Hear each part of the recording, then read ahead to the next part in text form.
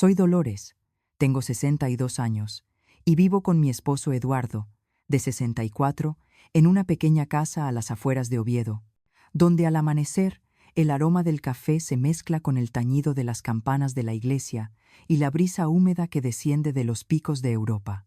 Siempre creí que aquellas tardes regando las flores y escuchando la radio en la cocina eran todo lo que quedaba de una vejez tranquila. Hasta aquel día.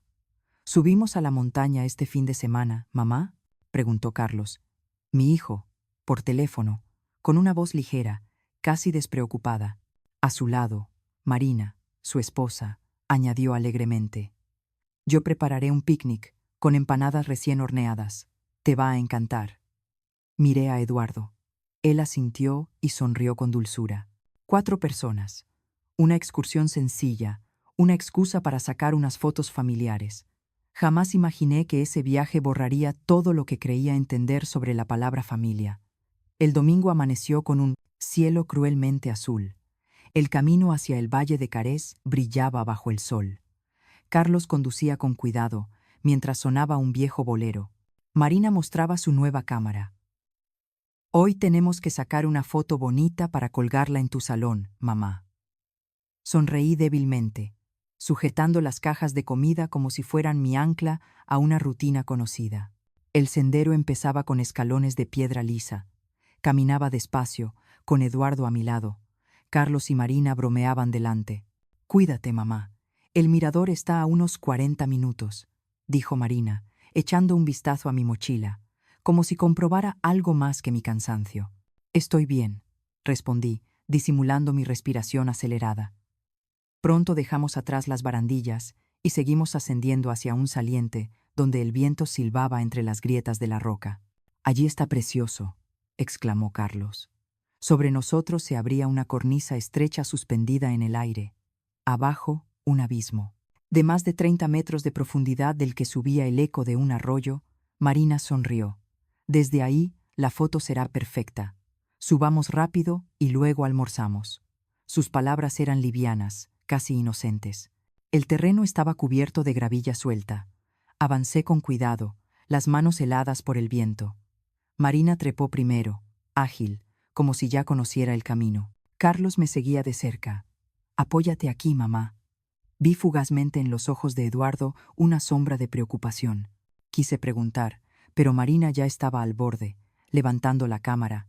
«Todos juntos. Mamá, papá, venid más cerca, para que se vea el paisaje. Retroceded un poquito más». Dimos un paso atrás. La roca crujió bajo mis pies. Sentí el viento subir, trayendo olor a hierba seca y a metal. Marina alzó más la cámara. Su sonrisa era tan delgada como una hoja de cuchillo. «Perfecto, solo un paso más». No alcancé a responder. Un empujón seco por detrás. Mi cuerpo se inclinó al vacío. Eduardo intentó sujetarme. El viento rugió en mis oídos.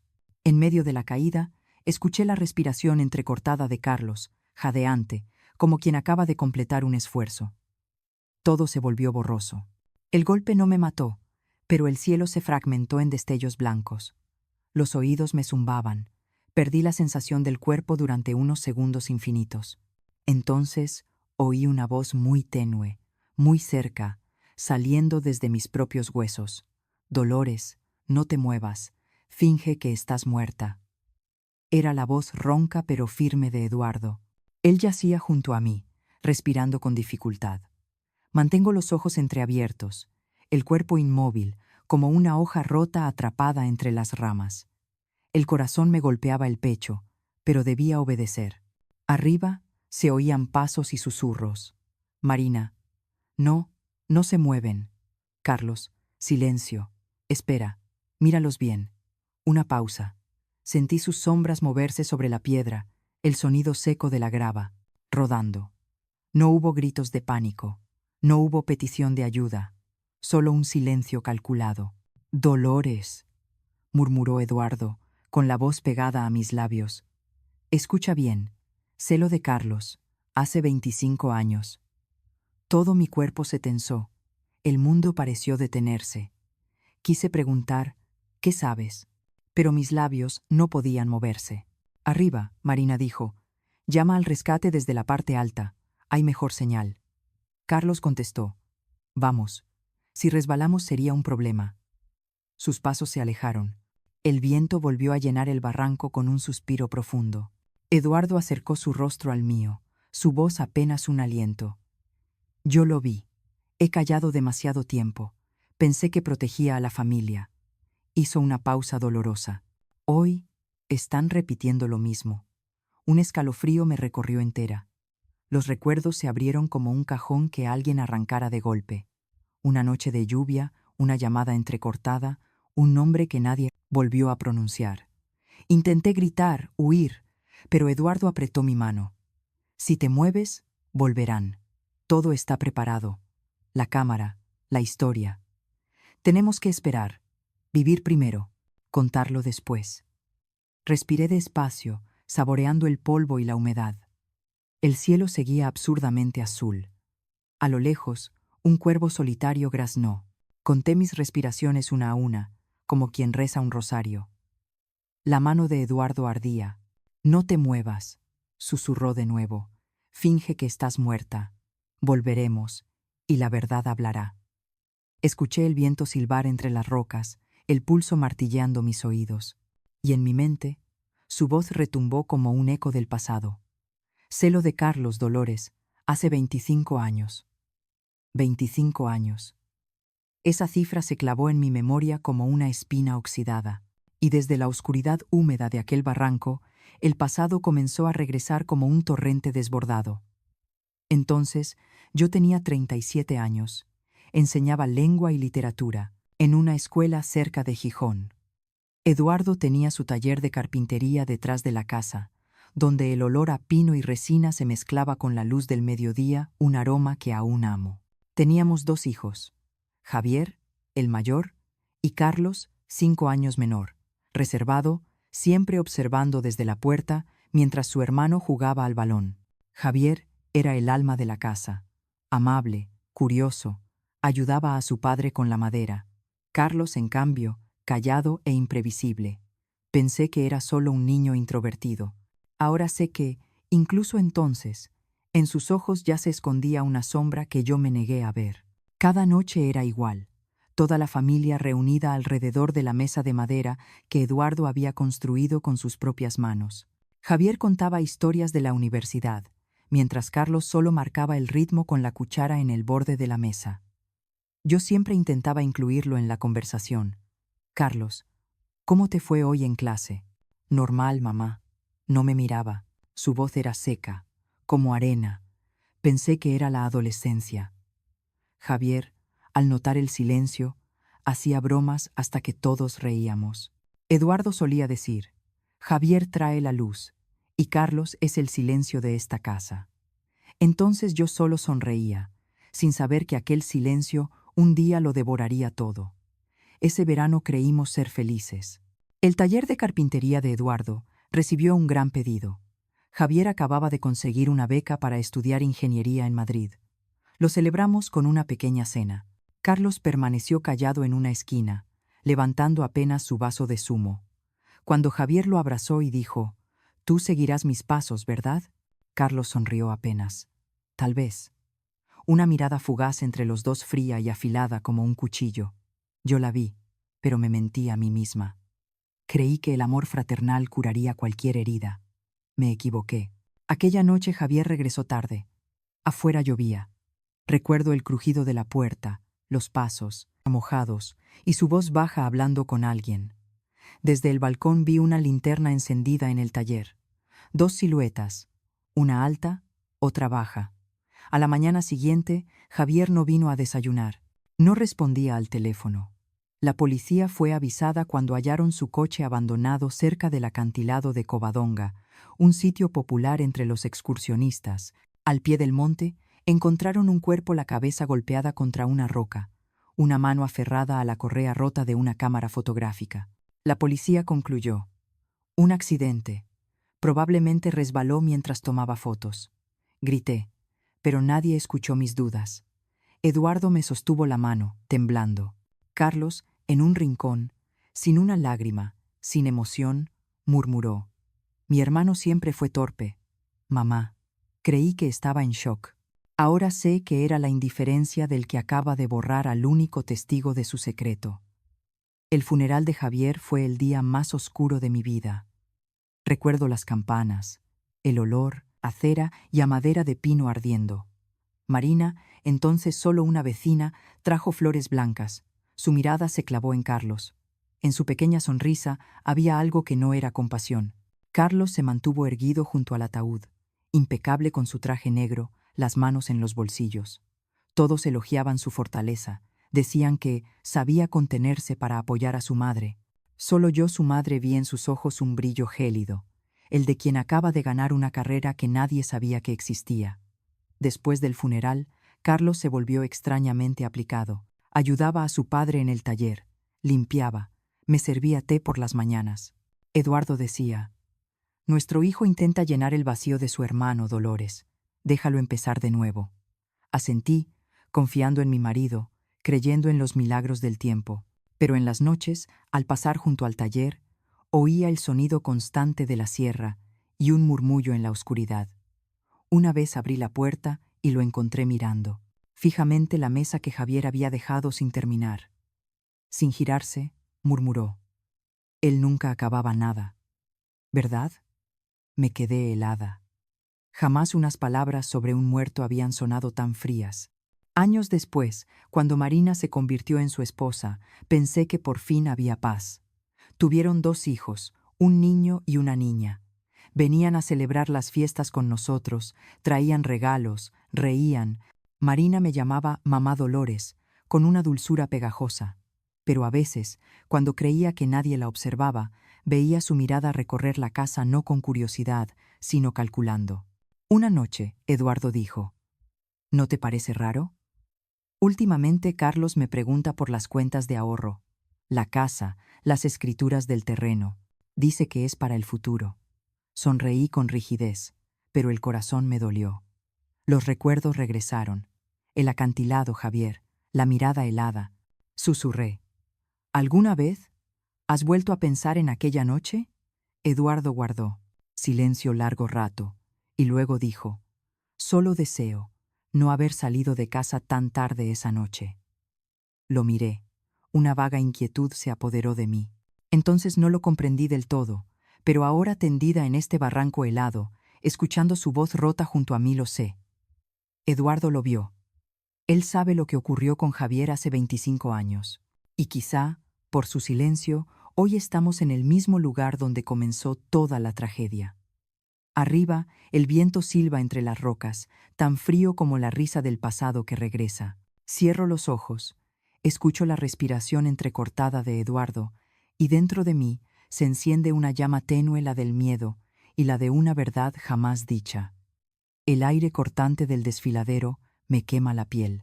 Eduardo yace a mi lado. Su voz es ronca, quebrada, como el viento pasando por un tubo de metal. Dolores, tienes que escuchar todo. He callado durante 25 años, y ahora, si no lo digo, me lo llevaré a la tumba. Aprieto su mano ensangrentada, temblando. No hables más, Eduardo, esperemos al rescate. Y luego, no, interrumpió, débil pero firme. Si muero sin que sepas la verdad, todo se repetirá. Nuestro hijo, la muerte de Javier. Contuve la respiración. Cada palabra suya me arrancaba del presente y me arrojaba al pozo oscuro de una memoria que creía sepultada. La noche en que Javier murió, susurró Eduardo, no estaba dormido como le dije a la policía. Vi a Carlos salir de casa, alrededor de las 10 de la noche. Llovía con fuerza.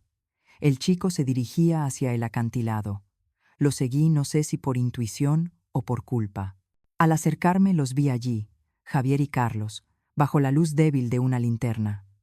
Eduardo se detuvo, tosió con violencia. Un hilo de sangre se deslizó por la comisura de sus labios. Intenté mantenerlo quieto.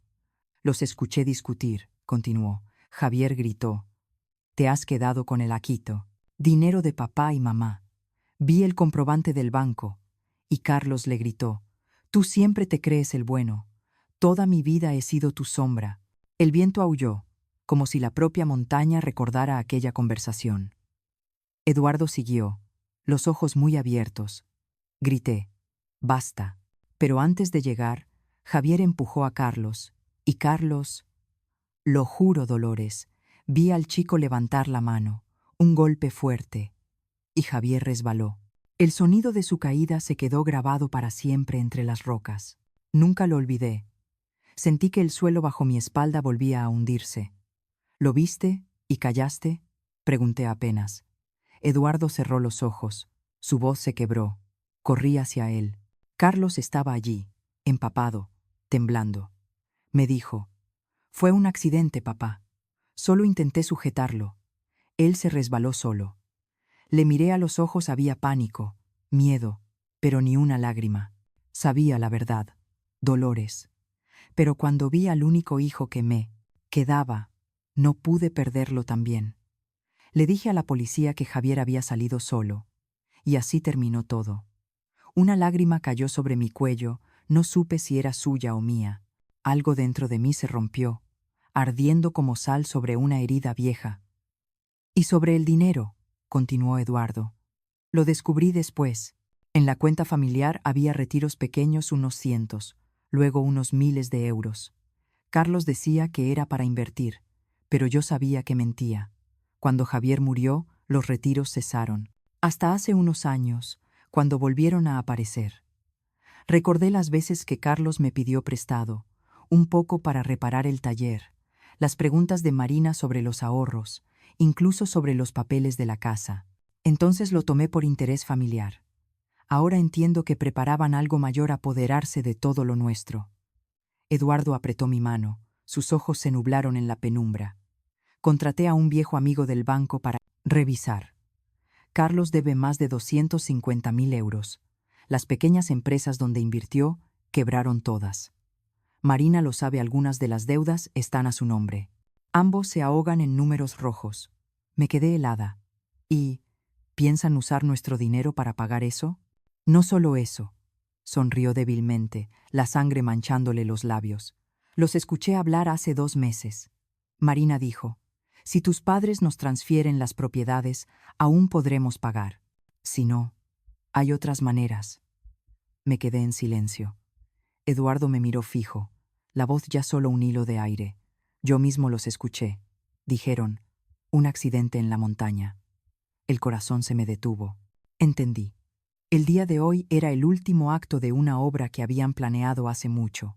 Miré hacia el acantilado, donde la luz débil del atardecer caía.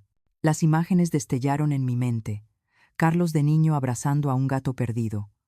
Carlos en su boda, sonriendo bajo el arco de flores. Carlos esa misma mañana, con la misma sonrisa, solo que detrás de ella había un abismo. Eduardo me apretó la mano. Preparé copias de los documentos. Cambié el testamento hace 3 meses.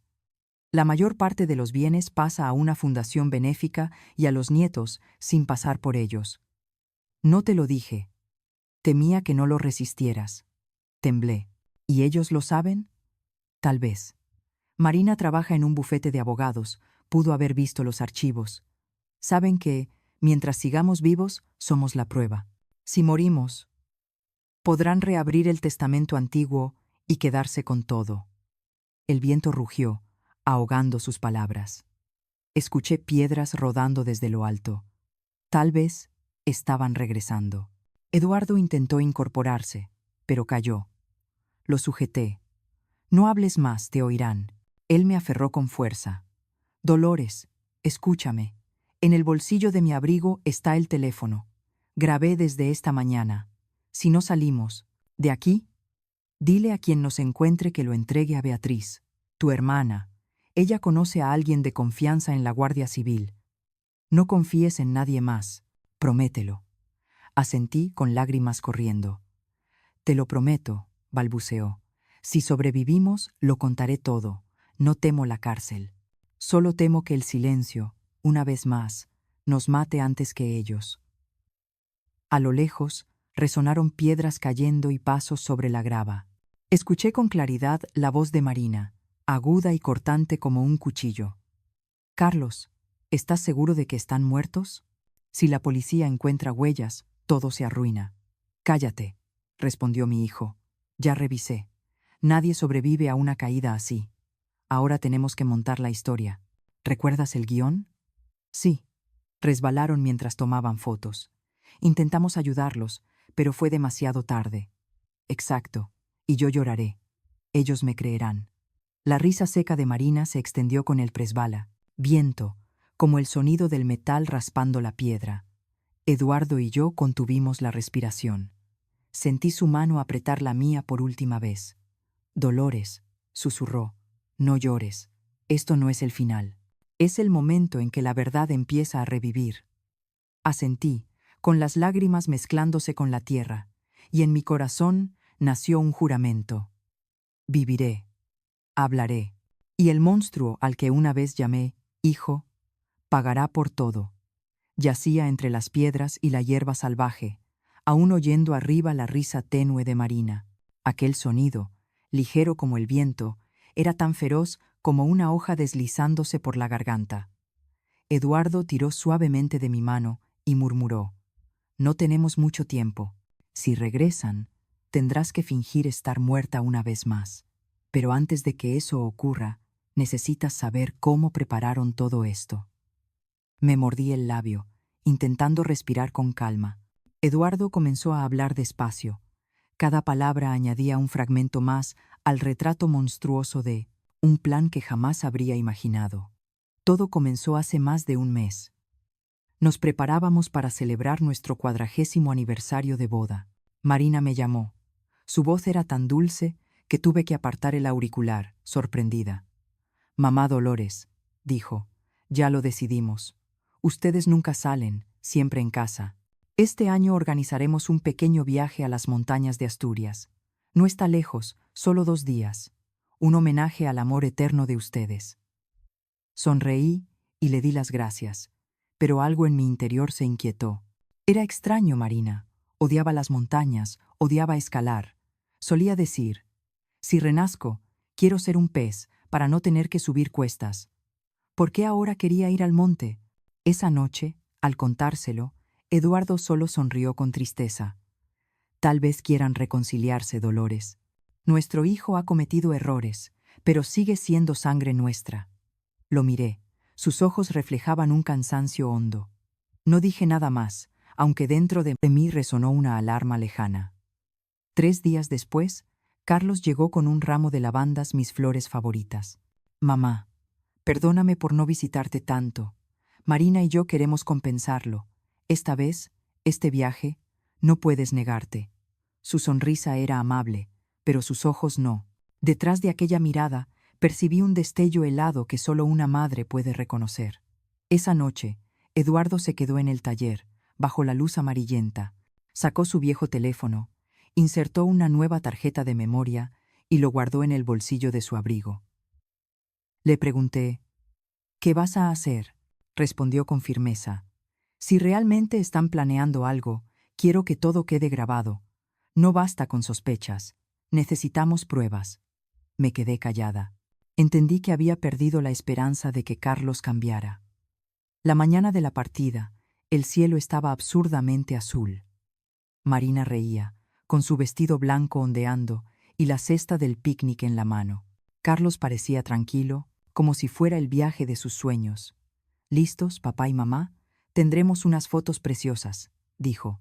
Eduardo me apartó un instante y susurró. Encenderé la grabadora desde que salgamos. Si pasa algo, no te asustes. Déjalos creer que no sospechamos. Asentí, tragando el miedo. El camino atravesaba un bosque de castaños. El aire era tan puro que casi hacía olvidar todo, si no fuera por la mirada constante de Carlos en el espejo retrovisor. Al acercarnos a la cima del Cares, Marina exclamó, «Detente aquí. Este lugar tiene unas vistas increíbles. Lo vi en internet». Detuvieron el coche junto a un sendero estrecho que conducía a una roca que se asomaba al vacío. A lo lejos, el mar Cantábrico brillaba azul intenso. Eduardo fingió alegría y sacó la cámara. Yo aún sonreía, pero el corazón me golpeaba el pecho con violencia. Marina extendió un mantel, sacó la comida. Hoy lo preparé todo: empanada, queso cabrales, vino, tinto. Mamá, tienes que comer mucho hoy. Miré el vino que me servía. El líquido era más oscuro de lo normal. Un pensamiento fugaz me heló la sangre. ¿Planeaban envenenarnos antes de empujarnos? Empujé la copa hacia Eduardo. Él comprendió de inmediato y solo sonrió, sin probarla. Después del almuerzo, Carlos dijo: «Papá, mamá, subamos a sacar una foto familiar. Arriba la luz está perfecta». Seguí la dirección de su mano, una cornisa estrecha donde un paso en falso bastaría para morir. Marina se colgó la cámara, su voz tan dulce que me dio escalofríos. «Tendremos una foto para toda la vida. Hay que ponerse justo al borde para que se vea todo el paisaje». Eduardo me tomó de la mano y avanzó despacio. Murmuró: «La grabadora está encendida. No mires hacia abajo». Asentí, mientras sentía cómo el suelo bajo mis pies comenzaba a temblar. Cuando nos pusimos al borde, Carlos se situó detrás y Marina levantó la cámara. «Qué bonito». «Pero mamá, retrocede un poco más. La luz refleja mejor». Escuché claramente a Eduardo inspirar hondo. Giró la cabeza y miró a Carlos. En esa mirada había 40 años de paternidad, amor y desesperanza. Y todo ocurrió en un solo aliento. Un silbido seco. Carlos se lanzó hacia adelante, empujando con ambas manos. Marina gritó, pero no fue un grito de miedo, fue una señal. Eduardo reaccionó como si la juventud regresara. Atrapó la muñeca de Carlos y tiró con fuerza. Marina, sorprendida, intentó sujetar a su marido, pero el borde de su vestido resbaló sobre la roca. Los 4 cuerpos se entrelazaron, una danza aterradora en el aire. Escuché el viento desgarrar, las piedras golpear los huesos y el grito de Eduardo: «Si tenemos que morir, que todos sepan la verdad». Luego, silencio. Abrí los ojos y vi el cielo tornarse gris. El cuerpo me ardía. El olor a sangre se mezclaba con tierra. Eduardo yacía a unos pasos, pálido, pero con los ojos abiertos. Arriba, Marina jadeaba, la voz temblorosa: «Carlos, ¿ellos ya están muertos?». Carlos gruñó: «Nadie puede sobrevivir. Baja, revisa, rápido». Se deslizaron por la pendiente rocosa, acercándose. Eduardo alcanzó a girarse y susurrar: «Dolores, finge estar muerta. Recuerda lo que te dije». Cerré los ojos, respirando despacio. La arena fría cubrió mi rostro. Carlos se arrodilló junto a mí. Sus dedos rozaron mi cuello. Sin pulso. «Se acabó», dijo con voz seca. Marina soltó una risa breve, de alivio. Entonces todo terminó. Los escuché murmurar, su conversación arrastrada por el viento. Se cayeron mientras tomaban fotos.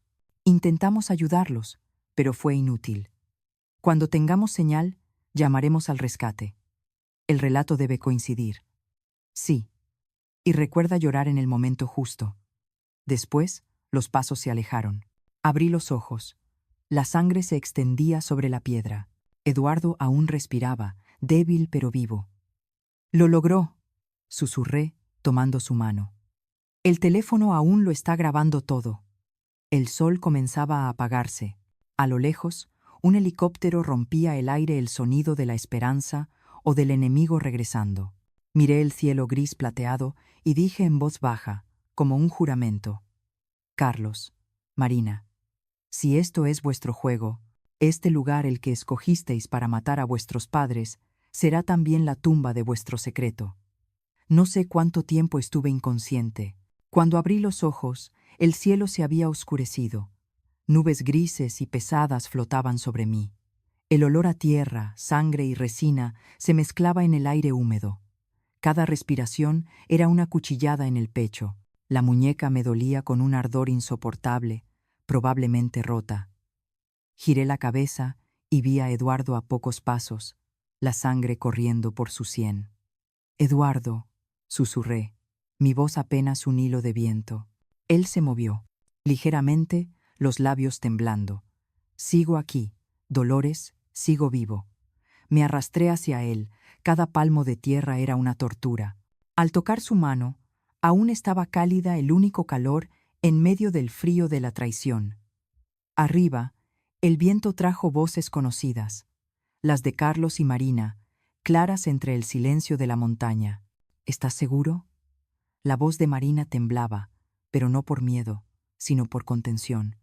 Ya revisé, respondió Carlos, respirando con esfuerzo. Nadie sobrevive a una caída así. Solo hay que montar la historia y llamar al rescate. Tenemos que parecer aterrados, ¿entendido? Lo sé. Yo lloraré. Y tú dirás que intentaste salvarlos. Escuché cada palabra, cada sílaba, como si me tallaran por dentro. Quise gritar, revelar al mundo que eran monstruos, pero Eduardo me apretó la mano con tanta fuerza que sus uñas se clavaron en mi piel. No, murmuró. Si saben que vivimos, volverán a rematar. Déjalos creer que estamos muertos. Asentí, mordiendo mi labio para contener el sollozo. En la penumbra del bosque vi a Marina asomarse al borde, sus ojos brillando con la luz moribunda del atardecer. ¡Qué suerte!, dijo. Todo salió como planeamos. Un accidente perfecto. Carlos respondió en voz baja. Exacto. Cuando llegue el rescate, diré que resbalé intentando levantar a mamá. Nadie sospechará. Se fueron. Sus pasos se perdieron. El viento arrastró una risa fina como una cuerda tensada, un sonido que me revolvió el estómago. Pasó mucho rato antes de que solo quedaran el crujir de las hojas y el soplo del aire. Eduardo se movió apenas y gimió. Dolores, el teléfono. Recordé el teléfono que él había encendido desde el principio. Busqué a tientas, las manos temblorosas en la oscuridad. Por fin, entre la maleza y las piedras rotas, vi el brillo de una pantalla agrietada. Aún funcionaba. Sigue, grabando, dijo Eduardo, con la voz ronca. Toda su conversación está aquí. Tenemos la prueba. Apreté el teléfono contra mi pecho, como si abrazara una segunda vida. Pero, ¿cómo saldremos de aquí? El rescate vendrá. Tienen que avisar a alguien. Solo hay que esperar, pero debemos fingir estar muertos hasta que sea seguro. Aquella frase me atravesó como una hoja afilada. Fingir estar muerta. Morir para seguir viva. Mordí mis labios y tragué el dolor, el miedo. El tiempo después fue una fiebre borrosa. Escuché insectos, piedras cayendo, la sangre retumbando en mis oídos. Cada vez que despertaba, el cielo estaba más oscuro. Eduardo respiraba débilmente. A veces dejaba de hacerlo y creía que se había ido. Ponía mi mano sobre su pecho, el corazón aún latía, frágil como un hilo suspendido. Entonces, a lo lejos, escuché el sonido de un motor, voces que resonaban entre los árboles. ¿Hay alguien ahí? Somos del equipo de rescate. Recibimos un aviso de accidente. Mi corazón latía con fuerza. Eduardo me miró. En sus ojos brillaba una chispa de esperanza, pero también de miedo. Dolores, no te muevas. Deja que crean que estamos muertos. Cuando nos suban al helicóptero, estaremos protegidos. Pero si notan que estás consciente, Carlos llegará antes que la policía. Asentí, apretando el teléfono dentro del bolsillo del abrigo. Sabía que si ellos se apoderaban de ese aparato, todo se desvanecería como el humo. Las voces se acercaban. Escuché a un hombre decir: «Aquí están, 2 personas, un hombre y una mujer. Parece que... muertos». Otra voz respondió: «Toma fotos de la escena, luego revisa el pulso». Intenté mantener mi respiración lenta. El corazón quería salirse del pecho. Alguien se arrodilló a mi lado. Una mano áspera tocó mi cuello. «No hay pulso. Espera, muy débil, pero sí hay. Llama al equipo. Médico». El hombre aún respira, aunque débilmente. El sonido del radio crepitó, pasos corrieron. En medio del caos, escuché la voz de Carlos. Ya había llegado al lugar, llorando con una falsedad que me revolvió el estómago. «Por favor, son mis padres. Solo queríamos sacar una foto de recuerdo». Y se resbalaron. Intenté sujetarlos, pero... Su voz se quebró. Pero yo sabía que era pura actuación. Marina también gritaba entre sollozos fingidos: «Ella es mi madre». Dios mío, ¿cómo pudo pasar esto? Un rescatista trató de calmarlos. «Estamos haciendo lo posible. Tranquilos». Eduardo me apretó la mano, su respiración casi apagada. «Están actuando». «Pero el teléfono sigue grabando». Asentí, con lágrimas desbordando, sin atreverme a abrir los ojos. Alguien me levantó y me colocó en una camilla. Escuché el helicóptero alejarse, las hélices cortando el aire como cuchillas. En un instante, comprendí la proparto como el ente. Contradicción más cruel. Para vivir, tenía que seguir fingiendo estar muerta. En el helicóptero, un rescatista habló por radio. Ambos presentan heridas graves, pero aún hay respuesta débil. Traslado inmediato al hospital de Oviedo. Rápido. El ruido de las aspas ahogaba todo, pero alcancé a oír la voz de Marina. ¿Cree que aún viven? Las probabilidades son bajas, respondió alguien. Oí a Marina suspirar aliviada y a Carlos murmurar. Perfecto. La historia será impecable. Quise incorporarme, gritar que los había escuchado, que conocía toda su maldad. Pero Eduardo apretó mi mano con suavidad. No hizo falta hablar. Sabía que teníamos que esperar. El helicóptero aterrizó en el patio del hospital. Me llevaron a urgencias. La luz blanca sobre mi cabeza me cegaba. Alguien gritó. «Tiene pulso». Rápido, transfusión de sangre. Entre el bullicio de enfermeras, médicos y alarmas, oí la voz ronca de un sanitario, que murmuró. «Qué raro. Con el cuerpo tan débil, el corazón mantiene un ritmo estable, como si estuviera fingiendo estar muerta». Un escalofrío me recorrió. ¿Me habrían descubierto? Antes de que pudiera reaccionar, la puerta se abrió. Pasos familiares entraron. Carlos y Marina. «Queremos verlos por última vez», dijo Marina, con una dulzura envenenada. Cerré los ojos. Contuve el aire. La batalla por sobrevivir no había terminado. Sabía que si los abría demasiado pronto, todo volvería a caer en el abismo. El olor a desinfectante impregnaba la habitación, mezclado con el sonido constante del monitor cardíaco, marcando un ritmo lento, regular como un reloj que contaba los segundos de mi vida. Yacía con los ojos semicerrados, pero la mente despierta. A mi lado, Eduardo seguía inconsciente. Su respiración era tan débil que parecía solo viento. Escuché la puerta abrirse, los tacones golpeando el suelo. La voz de una enfermera susurró: «Los familiares solo pueden entrar unos minutos». Y entonces los oí, esas voces que había fingido no oír desde la caída. «Carlos». «Gracias», dijo, con un tono falsamente tembloroso. «Solo queremos despedirnos, por si mi madre no sobrevive». Se acercó a mi cama. Su respiración, tan familiar, me heló la sangre. Seguí con los ojos cerrados, fingiendo que el alma me había abandonado. Marina entró detrás. El taconeo de sus zapatos resonó con un ritmo preciso. «Se ve muy mal», dijo en voz baja, fingiendo emoción. «No pensé que la veríamos por última vez así». Carlos asintió, y el chirrido del metal sonó cuando se sentó junto a mi cama. Luego, un largo silencio. Sentí su respiración cerca de mi oído, y su voz baja, filtrándose entre los dientes, fría como el acero. «No deberías haber sobrevivido, Dolores. Lo complicaste todo». Contuve el ritmo de mi corazón, aunque cada palabra suya era como un puñal, clavándose en el pecho. «Pero si el destino quiso que vivieras», continuó, «recuerda, hay verdades que deben enterrarse con Javier. Lo entiendes, ¿verdad?» Mi corazón se encogió. Había pronunciado el nombre de Javier, el hermano al que él mismo había asesinado hace 25 años. Ya no quedaba duda. Era una confesión. Escuché a Marina correr las cortinas, y su voz bajó el tono, pero aún lo suficiente para que quien quisiera entender, entendiera. «No hables tan alto, Carlos. Las paredes oyen. De todos modos, si muere esta noche, todo acabará». Carlos respondió con frialdad. «No despertará. Estoy seguro de eso». Casi me mordí los labios hasta sangrar para no soltar un grito. Entonces, desde el rincón de la habitación, se oyó un leve roce. Una voz femenina, temblorosa. «Perdón, necesito cambiar el suero de la paciente».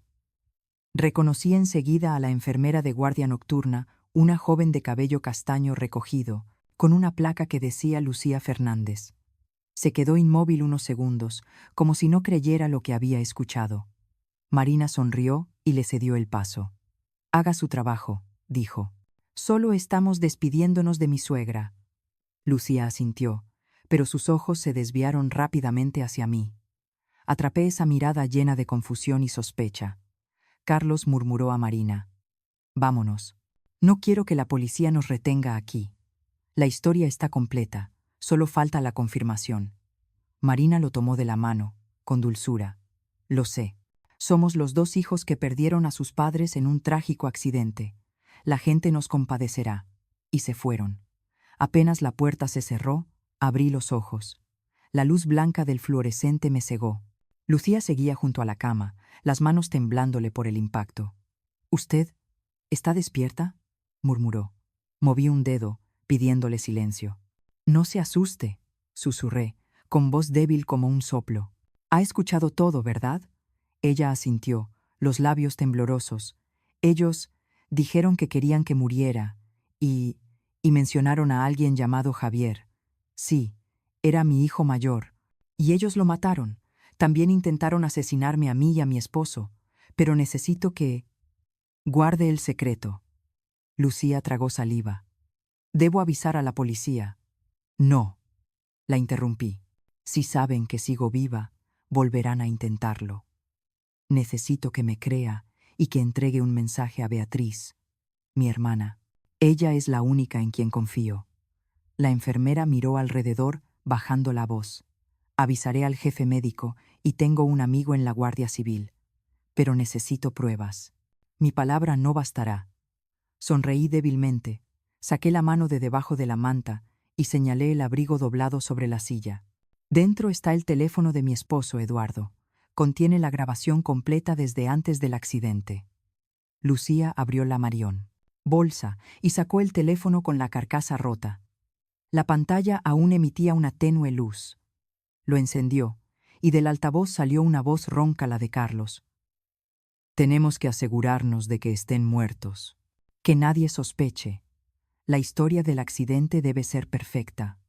Los ojos de Lucía se abrieron de par en par, sus manos temblaban sin control. Dios mío, susurró, tiene pruebas reales. No dejaré que le hagan daño. Guardó con cuidado el teléfono, la voz ahora firme, decidida. Avisaré a la seguridad del hospital y contactaré con la policía encubierta. Pero usted debe seguir fingiendo el coma. No puede dejar que se den cuenta. Miré sus ojos y vi en ellos la luz del valor, esa que yo creía extinguida. Gracias, murmuré. Si sobrevivo, recordaré su nombre por el resto de mi vida. Media hora después, cuando la noche cubría el pasillo, escuché pasos deteniéndose fuera de la puerta. La voz de Carlos, baja, apremiante. Enfermera, quiero ver a mi madre una vez más. El médico dijo que aún no es seguro. Necesito comprobarlo por mí mismo. Lucía respondió con firmeza. No. Está en estado crítico y necesita calma. Si no se marcha, llamaré a seguridad. Marina intervino, fingiendo llanto. Qué cruel. Solo queremos despedirnos por última vez. Lucía apretó el teléfono en su mano, salió y bloqueó la puerta. Fuera. Ahora mismo. Escuché a la pareja murmurar, sus pasos alejándose por el pasillo. Dentro de mí, el miedo seguía intacto, pero algo nuevo empezaba a brotar entre sus raíces, la esperanza. Por primera vez, desde la caída, supe que ya no estaba sola. Afuera, había alguien que había escuchado, alguien que me creía. Y la verdad, por fin empezaba a ver la luz. El cielo de Oviedo comenzaba a aclararse, mientras las sirenas de la policía rompían el silencio del amanecer en el hospital. Yo permanecía inmóvil en la cama, con los ojos cerrados, escuchando los pasos apresurados y las voces agitadas en el pasillo. Junto a mí, la enfermera Lucía susurró: «Señora Dolores, la policía ha llegado». Les entregué la grabación. Ahora está bajo protección, no podrán acercarse más. Entrecerré los ojos y vi en su rostro joven la tensión mezclada con determinación. En la esquina de la habitación, 2 agentes con chalecos antibalas custodiaban la puerta, la mano sobre sus fundas. Un hombre de mediana edad, de rostro severo, entró y se presentó. Inspector Rodrigo Martín, jefe de la Unidad de Delitos Graves de la ciudad. «Señora Dolores», dijo con voz grave y firme, «hemos recibido el informe de la enfermera Lucía Fernández. Y si lo que contiene la grabación es cierto, Esto ya no es un accidente de montaña, sino un intento de asesinato premeditado. Asentí, la voz áspera. No es sí, inspector, todo es verdad. Y ellos, mi hijo y su esposa, intentaron matarnos. Rodrigo me miró con una mezcla de compasión y severidad. Hizo una señal a otro oficial para que revisara el teléfono que Lucía había entregado. Cuando la grabación comenzó a sonar, nadie en la habitación volvió a hablar. Del altavoz emergió la voz de Carlos. Tenemos que asegurarnos de que estén muertos, que nadie sospeche. La historia del accidente debe ser perfecta. Luego, la voz de Marina, tan fría como el viento de la montaña. Si muere esta noche, todo habrá terminado. El aire se volvió denso. El inspector Rodrigo apretó con fuerza su cuaderno. No solo es un intento de homicidio, dijo. También hay una confesión indirecta sobre la muerte de Javier. Tenemos base suficiente para reabrir aquel caso. Una hora después, llegó el equipo especial de investigación junto con el médico jefe. Ordenaron acordonar toda la planta del hospital donde me encontraba. 2 agentes custodiaban la puerta día y de noche. Lucía se quedó como la única enfermera autorizada a entrar. Eduardo ya había despertado. Abrió los ojos débilmente cuando Rodrigo se acercó. «Señor Eduardo», dijo el inspector, «necesitamos confirmar. ¿Esta grabación fue realizada por usted mismo?» Eduardo asintió despacio. Encendí el grabador antes de salir de casa. Sabía que algo malo iba a suceder. En ella está todo desde la planificación del paseo hasta sus amenazas, y también lo que ocurrió con Javier hace 25 años. La habitación quedó en silencio. Rodrigo inclinó la cabeza, hablando despacio. ¿Quiere decir que la muerte de su hijo mayor no fue un accidente? Eduardo respondió, débil, pero con cada palabra clara. Así es. Carlos lo empujó. Yo lo vi. Nadie más dijo una palabra. El inspector se volvió hacia el oficial encargado del expediente y ordenó. Reabran el caso del año 1999, víctima Javier Suárez, y emitan orden de arresto inmediata contra Carlos Suárez y Marina Llorente por intento de asesinato de sus padres, homicidio premeditado y fraude financiero. Pocas horas después, cuando el sol alcanzó el cenit, las sirenas policiales volvieron a retumbar en el recinto del hospital. Me trasladaron a la habitación contigua y a través del vidrio esmerilado presencié una escena que jamás podré olvidar. Carlos y Marina estaban siendo escoltados. Aún vestían ropa elegante, pero sus rostros estaban pálidos como la cera. Marina gritaba desesperada. «¡Esto es un error! ¡Somos las víctimas! Mi suegra está loca». Carlos rugió. «¡Cállate! Todo es culpa tuya. Fuiste tú quien ideó el viaje a la montaña, tú me obligaste a hacerlo». Marina giró bruscamente, los ojos encendidos. «Mientes. Fuiste tú quien los empujó. Yo solo quería que vendieran la casa, nunca quise matar a nadie». Los agentes los separaron con fuerza. Esa escena caótica, mi único hijo, y la mujer a la que alguna vez consideré mi hija, se habían transformado en 2 bestias rabiosas, gritando en medio del pasillo del hospital. Aparté la vista. Las lágrimas cayeron sin control. Eduardo me tomó la mano y murmuró: «No llores, Dolores. Ellos eligieron ese camino. Nosotros solo dijimos la verdad». El inspector Rodrigo regresó, dejando sobre la mesa el informe de detención provisional. Serán interrogados esta misma tarde. Además del intento de asesinato a los padres, se añaden 3 cargos más. Homicidio en primer grado. Javier, fraude y falsificación de documentos para acceder a las cuentas bancarias de ustedes.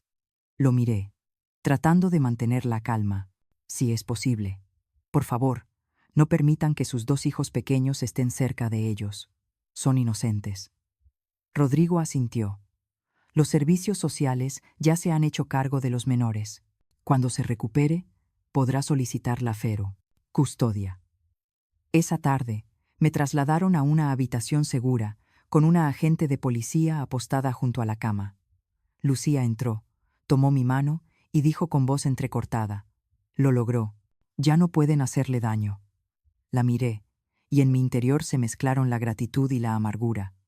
«No», respondí en un hilo de voz. «Aún no he hecho nada. Solo sobreviví para presenciar la tragedia final de una familia. Pero quizás era la voluntad de Dios que yo viera todo esto, para que la verdad saliera a la luz. Al caer la noche, el hospital se llenó de silencio. En el pasillo, la luz de los focos se reflejaba sobre las baldosas blancas. Escuché a un policía hablar en voz baja por el transmisor. Ambos sospechosos firmaron la declaración. Confirmaron haber dicho todo lo que aparece en la grabación. Marina intenta negociar, pero Carlos permanece en silencio. Cerré los ojos. En mi pecho se mezclaban el alivio y el dolor. A mi lado, Eduardo respiraba con más calma. Murmuró: cumplimos nuestra promesa con Javier, Dolores. La verdad ha sido devuelta a él. Apreté su mano. Aún temblaba, áspera y cálida.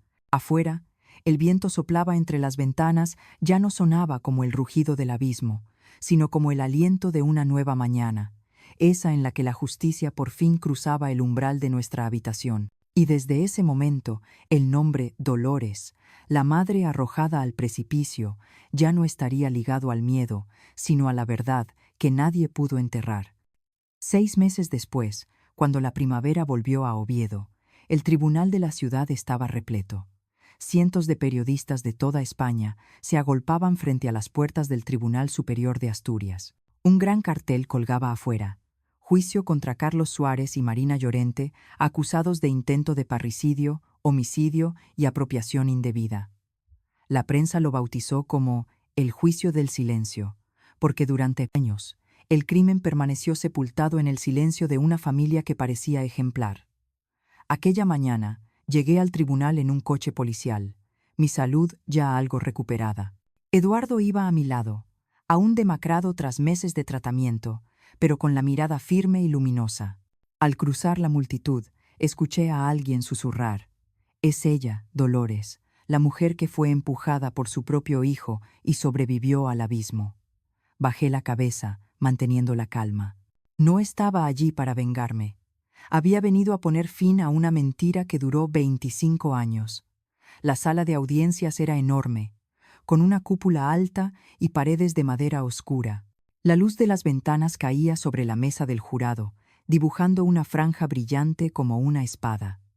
En el banquillo de los acusados, Carlos y Marina estaban separados, con los rostros pálidos. Carlos se había afeitado, vestía una camisa azul clara e intentaba aparentar serenidad. Marina, en cambio, llevaba el rostro, maquillado con esmero, pero las ojeras delataban el insomnio. Sus ojos se movían con nerviosismo hacia los reporteros.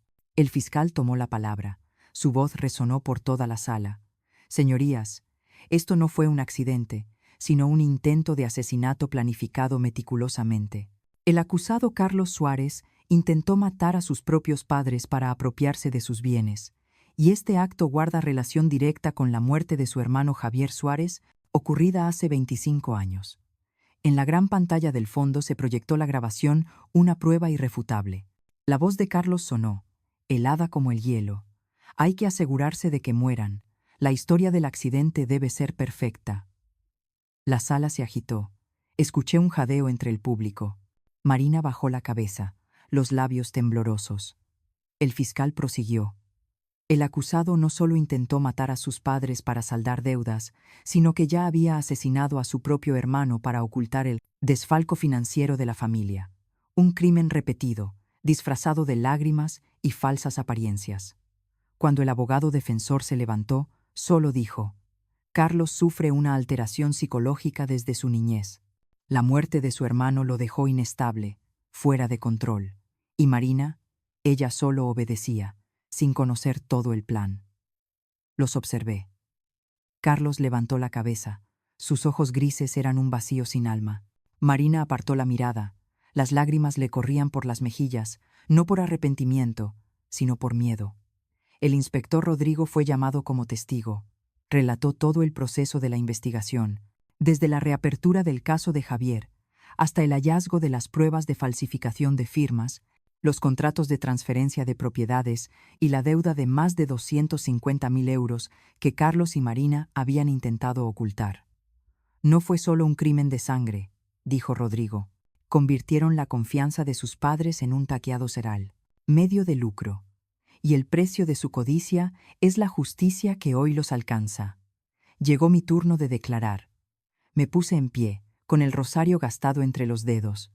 La sala quedó en absoluto silencio. Miré directamente a mi hijo. Ya no era el niño que acuné, ni el joven que me besó la mano antes de irse de casa. El hombre frente a mí era solo un vacío sin alma. Carlos, comencé, mi voz ronca pero firme. Mi hijo murió junto con Javier hace 25 años. El que se sienta aquí hoy no es un hombre, sino la sombra de la avaricia, un monstruo disfrazado de ser humano. Una ola de silencio se extendió por toda la sala. Carlos bajó la cabeza, las manos apretadas, las venas marcadas. Continué. He callado demasiado tiempo, por amor de madre, por miedo, pero el amor no es permitir el pecado. Mataste a mi hijo mayor, casi asesinas a tu padre, y quisiste acabar también conmigo. Así que hoy hablaré en nombre de Javier. La verdad nunca muere. Eduardo estaba sentado en el banco de los testigos, con los ojos empañados. Sabía que pensaba en aquella noche de lluvia, la noche en que eligió el silencio para conservar al hijo que le quedaba. Pero ahora él también comprendía. El silencio nunca salva a nadie. Tras 2 días de deliberación, el jurado regresó con el veredicto. El juez leyó en voz alta cada palabra, su voz resonando bajo la cúpula del tribunal. El acusado Carlos Suárez es declarado culpable de homicidio en primer grado, intento de parricidio y falsificación de documentos financieros. Pena: cadena perpetua sin posibilidad de indulto. La acusada Marina Llorente, culpable de complicidad en intento de homicidio y fraude. Pena: 35 años de prisión. Un grito desgarrador rompió el aire. Marina se desplomó, gritando: «No, Carlos, diles que yo no sabía nada». Carlos solo me miró fijamente. Ya no había ira en sus ojos, solo vacío. «Intenté vivir como una buena persona, madre», murmuró. «Pero en esta casa nunca fui alguien que se viera», respondí, con lágrimas cayendo. «No, Carlos, simplemente nunca quisiste verte a ti mismo». La sentencia se dio por concluida. Cuando los 2 acusados fueron esposados y escoltados fuera, los flashes de las cámaras iluminaron la sala sin cesar. Las noticias se propagaron rápidamente por todo el país. El caso de traición familiar que conmociona a España. Hijo intenta asesinar a sus padres. La verdad enterrada durante 25 años sale a la luz. Al salir del tribunal, vi el cielo azul y despejado de Oviedo. El viento traía el aroma de las últimas flores de almendro. Eduardo me tomó la mano. Temblaba, pero estaba cálida. «Hemos llegado al final, Dolores», dijo. «Ahora solo debemos vivir lo que nos queda en paz». Asentí suavemente. No fui yo quien ganó. La justicia ganó. Y dentro de mí, la voz de Javier resonó de nuevo, suave, clara, como el viento rozando los campos de antaño. «Ya te escuché, madre. Ahora puedes estar en paz». Levanté la vista al cielo. Después de 25 años, sentí la verdadera libertad, no la que nace del perdón, sino la que surge cuando por fin se dice la verdad. 1 año después del juicio, el ambiente en la pequeña casa de las afueras de Oviedo era distinto.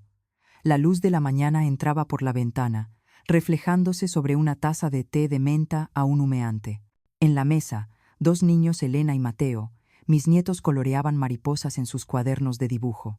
Sus risas llenaban la habitación, ligeras como las brisas del inicio del verano. Los observé, y una tibieza me recorrió el pecho, esa sensación que creí perdida para siempre tras todo lo vivido. Cuando el tribunal dictó sentencia, los niños tenían solo 7 y 9 años. No entendían por qué sus padres habían desaparecido del mundo, solo sabían que los abuelos siempre estaban allí, preparando el desayuno, leyendo cuentos antes de dormir y secando lágrimas cuando las pesadillas llegaban. Eduardo y yo habíamos solicitado la custodia legal, y tras meses de evaluaciones, las autoridades la aprobaron. El día que recibimos la resolución, abracé a los pequeños, temblando una sensación idéntica a la de ser madre por segunda vez. «Abuela», Elena me preguntó una noche fría, «¿te pone triste que papá ya no esté aquí?» Miré sus ojos inocentes. El corazón se me encogió. No podía contarle toda la verdad, pero tampoco podía mentirle. Sí, cariño, susurré. Pero creo que solo cuando aprendemos a mirar la oscuridad podemos volver a encontrar la luz. En los meses siguientes, Eduardo y yo dedicamos tiempo a reparar la casa. Su viejo taller de carpintería, cubierto de polvo durante años, volvió a abrirse. Le enseñaba a Mateo a lijar la madera, a tallar uniones perfectas, mientras yo replantaba la lavanda en el jardín, la misma que el viento de la montaña había destruido años atrás. Cada noche, toda la familia cenaba alrededor de la mesa de madera que Eduardo había construido más de 30 años antes, la misma que había sido testigo de comidas felices, y también de los años de silencio y sombra. Ahora volvía a llenarse de risas y voces. Les contaba a los niños sobre Javier, su tío, el hermano bondadoso y honesto que nunca llegaron a conocer. A tu tío Javier le encantaba construir puentes y casas, les contaba con voz suave. Siempre decía que cada puente es un símbolo de la fe, porque une dos orillas que parecen imposibles de encontrar. Mateo abrió los ojos con asombro. ¿Y construyó alguno de verdad, abuela? Sonreí, acariciándole el cabello. No llegó a construirlos para el mundo, pero levantó uno invisible para volver a unir los corazones de esta familia. Aquella frase dejó a Eduardo en silencio durante mucho tiempo. Sabía que en su interior aún cargaba la culpa por haber callado durante 25 años. Pero ahora también entendía que estaba redimiéndose a través del amor hacia sus nietos con ese cariño sencillo que antes nunca tuvo el valor de expresar. Una tarde de otoño, mientras doblaba la ropa, Elena corrió hacia mí y me abrazó, sosteniendo un dibujo. Mira, abuela. En el papel había dibujado a 4 personas: Eduardo, ella, Mateo y yo. En la esquina, 2 luces azules. Junto a ellas, con letras pequeñas, escribió: Tío Javier y papá. Sentí un nudo en la garganta. ¿Por qué los dibujaste tan bien?, le pregunté. Elena respondió, con voz inocente: porque creo que aunque la gente se vaya lejos, sigue siendo parte de nosotros. Mi papá hizo cosas malas, pero no quiero odiarlo. Solo quiero aprender a ser buena persona, como tú me enseñas. La abracé con fuerza. Mis lágrimas cayeron sobre su cabello. En ese instante comprendí que el amor verdadero puede renacer de las cenizas del pecado. La vida fue volviéndose más tranquila.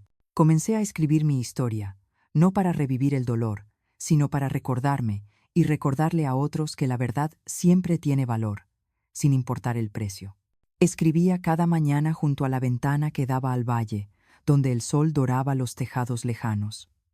Eduardo leía cada página, corrigiendo pequeños errores, y cada vez sonreía con dulzura. No estás escribiendo solo para ti, Dolores.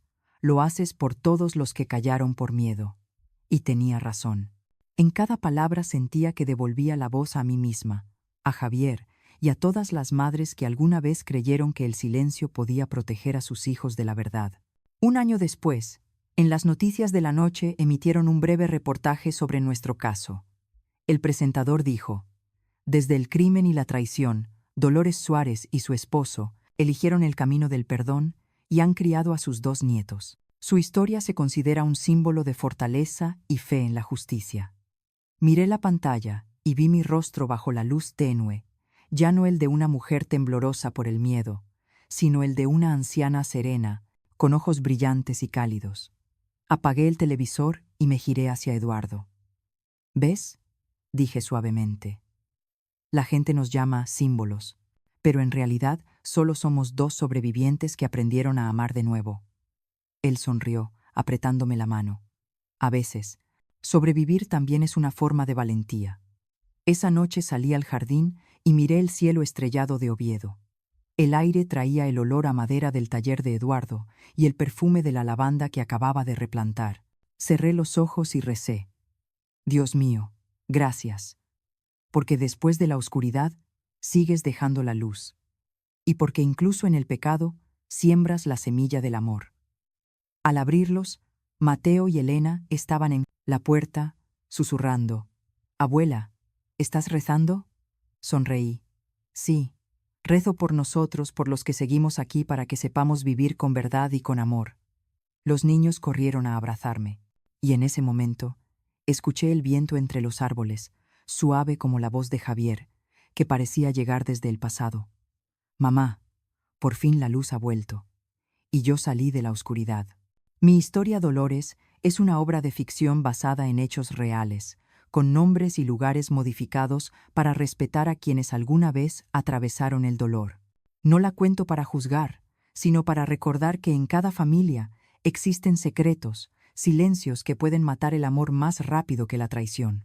Entre callar o hablar, ¿qué elegirías tú si esa verdad pudiera salvar a alguien o destruir tu hogar?